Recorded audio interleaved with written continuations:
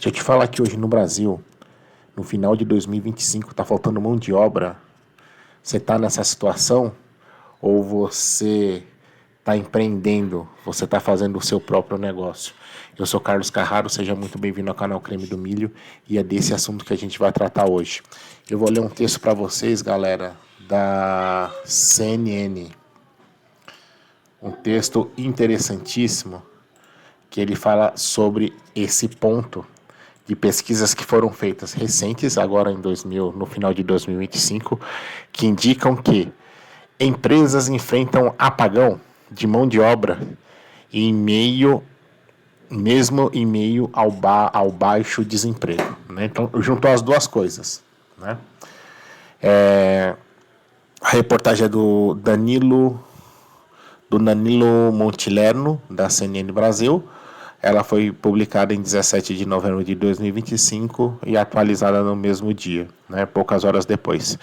E a reportagem é do CNN Money, onde ela fala, e o título é, vamos começar lendo aqui para trazer a reflexão, né?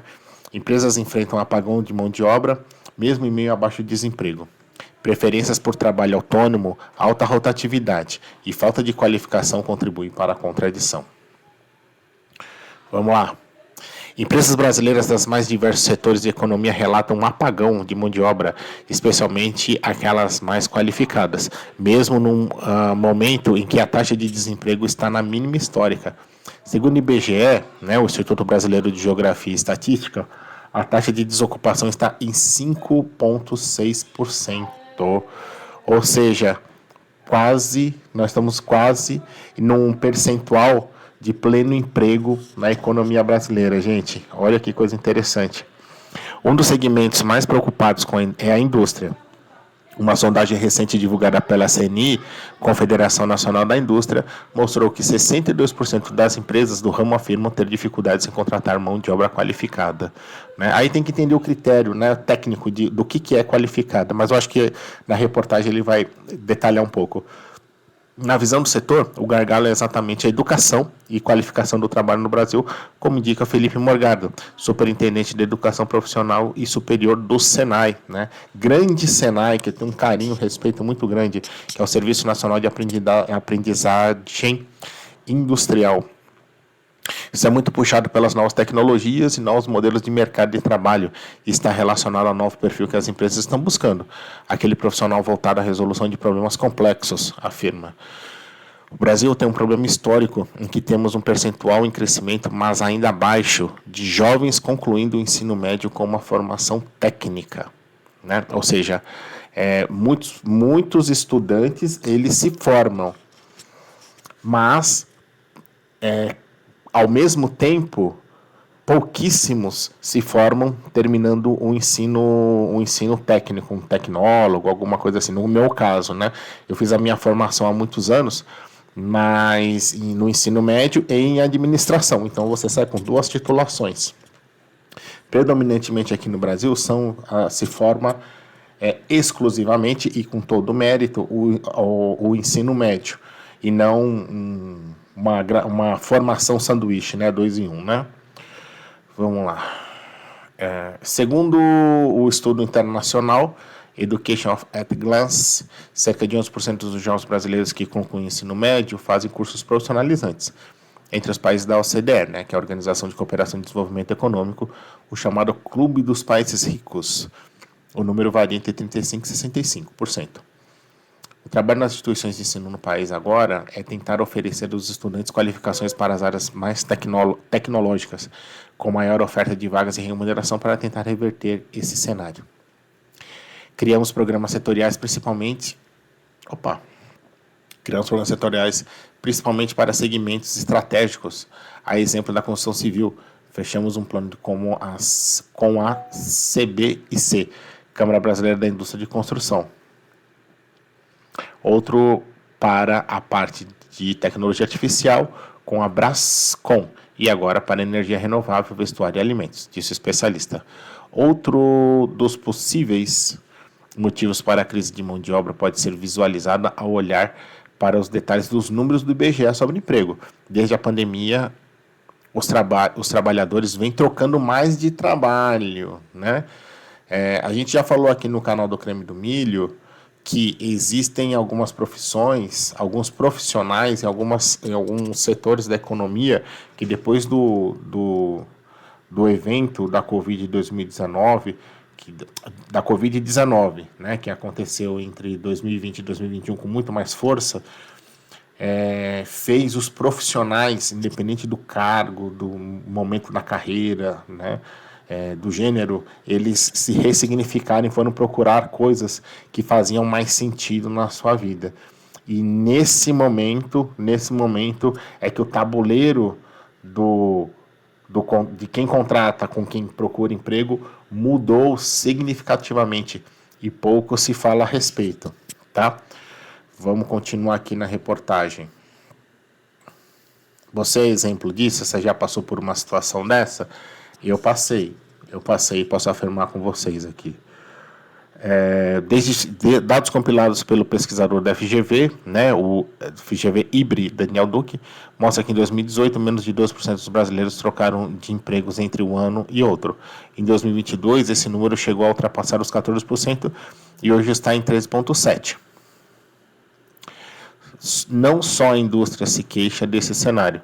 O setor de comércio no estado de São Paulo relata dificuldades em encontrar mão de obra e aponta a rotatividade como vilã. Agora tem que entender por que a rotatividade existe, né? A rotatividade ela não é algo só do funcionário, mas também algo da empresa, né? Aqui está muito purista a visão, né, de como a empresa se posiciona de frente aos desafios em manter um funcionário trabalhando dentro da sua organização, né? O tempo médio de permanência na empresa nos segmentos caiu 7% entre 2015 e 2024, chegando a apenas 26 meses. Em setores como madeira e material de construção, a redução foi de 12%. O tempo em anos para uma empresa varejista trocar para o seu quadro de funcionários em 2020 era 2 anos e 3 meses. Em 2024, 1 ano e 7 meses. Ou seja, a rotatividade diminuiu, aumentou substancialmente, né? Ou seja, cai drasticamente, disse Kelly Carvalho, economista da FEComércio, né? Especialistas, empresários e headhunters consultados pela reportagem apontam para um terceiro motivo: a mudança do comportamento dos jovens e a migração para plataformas de trabalho autônomo da chamada nova economia. Então, o ponto principal é que, como eu tenho um serviço formal, uma menor atratividade comparado a outras atividades de serviços informais, trabalhar por projeto, abrir a própria empresa, pode parecer mais vantajoso, disse Gustavo Coimbra, diretor da LHH, a Lihat, empresa de gestão de talentos. Então, todos os desenhos de atração desses profissionais, de busca de recrutamento de forma geral, tem que ser mais encantador. Esse é o caso de Eduardo Lima de Souza, motorista de aplicativo. A primeira coisa que me chamou a atenção foi a oportunidade de eu adquirir um veículo 0 km, através dele ter meu sustento e também trabalhar dentro do horário, que eu acho melhor, e não ficar trancado em um horário específico. As pessoas que me rodeiam, a preferência delas é autonomia. Fazer seu horário, seu salário, contou. Aí termina aqui a reportagem. É uma reportagem de um assunto muito profundo, né? Mas eu acho que vamos colocar aqui mais num recorte de tendência, vamos dizer assim, né? Aqui, gente, existe uma série de reflexões e eu arrisco dizer que é algo mais inclinado como se o funcionário, o empregado, fosse um problema desse apagão. E eu acho que não, hein? E é esse ponto que eu queria colocar de contribuição aqui dos meus 2 centavos. Eu acredito que o sistema de contratação, o sistema de retenção de talentos, né, pacote de remuneração, benefícios, ele está muito parado no tempo. Ele está muito parado no tempo. Agora, fazendo meia-culpa aqui para o lado das empresas, é algo que é muito difícil de você manejar ele por uma série de fatores. Ineficiência tributária, competitividade, baixa competitividade. A gente tem um setor industrial que precisa passar por uma modernização e ganhar eficiência muito alta, e etc. E isso acaba sobrecarregando, né, financeiramente o lado do empresário. Na outra ponta, você tem profissionais que estão agora começando a ingressar dentro do mercado de trabalho e existem dúvidas se esse modelo atual de jornada 6x1, jornadas extenuantes, um pacote de remuneração nada atrativo, eles são interessantes para fazer com que esse talento e esse profissional fique dentro da empresa. Esse que é o ponto de atenção. Então, será que você hoje, que está ingressando dentro do mercado de trabalho, interessado em arranjar uma vaga, você vai fazer todo um esforço de se qualificar, fazer um curso tecnólogo, fazer um curso, uma apresentação, uma faculdade, para poder, às vezes, você ter uma remuneração que pode ser igual ou menor a alguém que fez toda essa jornada de conhecimento, que nem e tá num pé de competitividade igual você. Esse que é o ponto de atenção. Nesses indicadores que existem aqui na reportagem, parece que não. Quem está entrando agora está procurando o caminho onde ele consiga ter mais retorno financeiro, mais equilíbrio pessoal e profissional, jornadas com mais flexibilidade, mais autonomia, ter uma remuneração bacana e tocar a vida dele. Porque no final das contas, os profissionais, predominantemente, 98%, eles querem ter uma remuneração justa para poder eles conseguirem manter com seus compromissos financeiros, ter uma qualidade de vida legal e se permitir com algumas coisas, um trabalho, um restaurante de vez em quando, uma viagem, um plano de saúde, de vez em quando sair para almoçar com a sua família, trocar de carro, adquirir constituir o seu patrimônio através de casa, né, comprar uma casa, um apartamento e etc. Esse modelo de profissional tradicional, ele está muito deficitário. Ele é muito deficitário. Para a pessoa conseguir todos esses itens, ele é uma pessoa que está ingressando no mercado. Agora ele vai levar muito tempo. E as novas tecnologias encurtaram isso. Então a pessoa pode terminar o ensino médio dela, né? Eu estou supondo. E ela já tem uma renda tão atraente quanto alguém que vai ficar 4, 5, 6 anos ali dentro de uma fábrica, dentro de uma indústria, trabalhando com gestão, mentoria, feedback, não sei o que. Os novos profissionais ou alguns profissionais que já estão se dando conta disso, estão fazendo essa migração. Ou seja, eles migram para essa relação profissional moderna e nesse momento, você precisa ocupar a vaga de quem está ali dentro daquele modelo tradicional. E por isso que existe esse apagão. Esse que é o ponto de reflexão. Agora a pergunta é, será que não tem ninguém observando isso? Será que o governo não está olhando isso? Será que o governo não está atento que a gente pode ter um problema de infraestrutura, um problema de mão de obra, que aqui já está muito claro que isso já está acontecendo dentro da economia do país, né? As coisas, elas custam.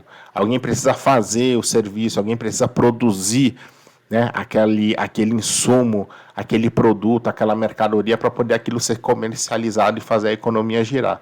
Se uma ponta falta o profissional com o mínimo de qualificação para poder fazer essa engrenagem girar, então algum problema tem. E esse problema ele tem que ser corrigido quanto antes, porque senão diversos efeitos colaterais eles podem acontecer no meio do caminho. Inflação, apagão de mão de obra, importação de mão de obra, que acaba sendo mais caro do que você qualificar e treinar um profissional que está trabalhando, né, uma pessoa dentro do país que faça essa trilha de conhecimento, faça uma faculdade, faça um tecnólogo, se especialize, etc., né? Esse que é o ponto de atenção. Ao meu ver, não olham para isso hoje em dia. Existe um silêncio, ou então existem ações muito, muito, muito tímidas que o governo, principalmente, ele tem tomado para poder fazer que exista um equilíbrio nas duas pontas, em quem tá contratando e o próprio funcionário. Tá bom? Esse é um texto muito interessante, eu achei muito legal dividir isso com você, porque é aquela coisa, vai chegando no final do ano, e aí a gente quer pensar nos nossos planos para o próximo ano, ressignificar nossa carreira, procurar um emprego novo e etc. E aqui mostra uma tendência muito clara de como que as peças estão posicionadas dentro do mercado de trabalho e mundo corporativo, tá bom? Espero ter te ajudado, espero que você fique bem. E um abraço bem grandão para você. Espero você no próximo vídeo para poder você ficar joia, porque aqui eu sou Carlos Carraro e o meu compromisso é sempre ter tudo como o creme do milho pede. Um abraço para você. Tchau, tchau.